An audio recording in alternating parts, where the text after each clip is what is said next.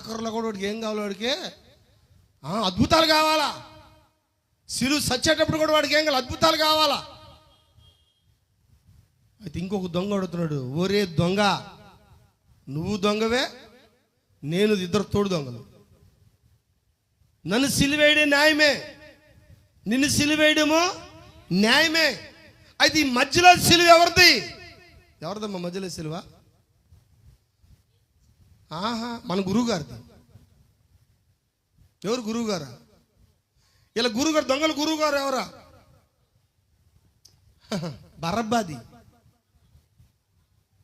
అరే నిన్ను సైన్ చేసింది మనం ముగ్గురం రా. మెడికల్ టెస్ట్ అయిపోయింది ముగ్గురికి. మన ఇద్దరు సైన్ చేసిన మెడికల్ టెస్ట్ అయింది, స్టాంప్ వేశారా? అయితే మనతో కూడా వేలాడాల్సిన మూడో దొంగ ఎవరు? ఈయన.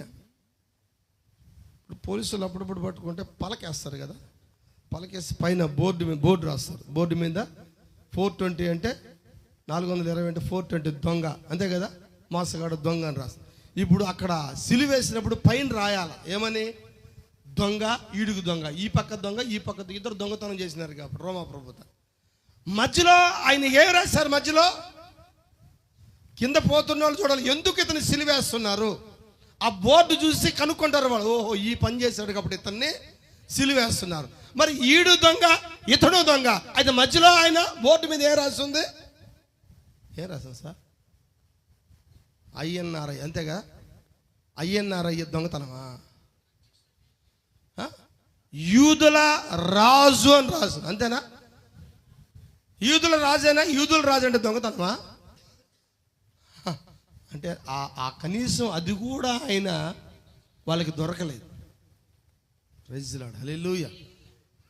అడుగుతున్నాడు, అయ్యా నీ రాజ్యంతో వచ్చినప్పుడు నన్ను నీవు జ్ఞాపకం చేసుకో. నాకు ఒక డౌట్ వస్తుంది, సిలువ మీద దొంగ. చాలా మంది బాప్తిజం తీసుకోలే అంటుంటారు.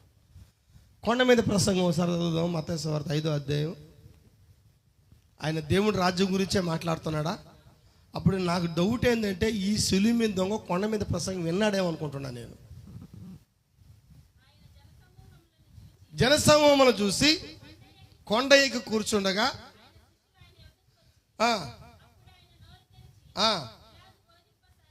చాలే 5 అంత ధన్యతలేగా. దేవుడి రాజ్యం పరలోకం వారిది, నీతి కొరకు అంతా అదేగా. మరి నాకు డౌట్ ఏంటంటే, ఈ దొంగలు కూడా ప్రసంగం వినుంటారేమో అనుకుంటున్నాను. జన సమూహం అని రాస్తుందిగా, అది ఈడికి ఎలా తెలుసు ఆయనకి రాజ్యం ఉందని? నాకు డౌట్ అయితే వాడు కొండ మీద ప్రసంగం ఖచ్చితంగా ఈయనే ఉంటాడు. యోహాను ఎంతో మందికి బాప్తిసం ఇస్తున్నారు. ఆడ బాప్తిసం ఎవరెవరిది? యూదులందరూ బాప్తిసం తీసుకుంటున్నారా? ఇశ్రాయేలు బాప్తిసం తీసుకుంటున్నారా? నాకు డౌట్, నీ దొంగ కూడా పోయి తీసుకుంటాడేమో. నాకు డౌట్. కాదండి, నీకు హక్కు లేదు. తీసుకోని వాళ్ళు ఎవరు? నేను చెప్తా. పాస్టర్లు తీసుకోవాలి, ఆ రోజు సద్దుకేయులు తీసుకోవాలా, పరిసయ్యులు తీసుకోవాలా, ధర్మశాస్త్ర ఉపదేశకులు తీసుకోవాలి, జ్ఞానులు తీసుకోవాలా, హేరోదులు తీసుకోవాలా, బైబిల్ కాలేజీ పండితుడైనా గమాలీయులు తీసుకోవాలా. ఏమే రైట్ సార్? వీళ్ళైనా తీసుకొని యోహాను సువార్త 1:19 చెప్తా ఉంది వాళ్ళ గురించి. వాళ్ళైనా వచ్చింది ఆయన దగ్గరికి, యోహాను దగ్గరికి. ఎవరు తీసుకోలేదు? నాయకులు తీసుకోలేదు. అక్కడ చాలా మంది తీసుకున్నారు. జనసమూహం అంతా మత్తయి సువార్త 5వ అధ్యాయంలో కొండ మీద ప్రసంగము విన్నారు. ఎంతో జనసమూహం యోహాను దగ్గర బాప్తిసం పొందారు. ఆయన శిష్యుల దగ్గర బాప్తిసం ఎంతో మంది పొందారు. ఒకవేళ వీళ్ళిద్దరు కానీ యూదులు కానీ అయ్యి ఉంటే ఖచ్చితంగా వీళ్ళు కూడా తీసుకొని ఉండవచ్చు. ఒక ఆయన అడుగు, ఆ సిలువ మీద దొంగ బాప్తిసమా? మన ప్రవక్త చక్కగా చెప్పాడు, వాడు దొంగ, నువ్వు దొంగవా?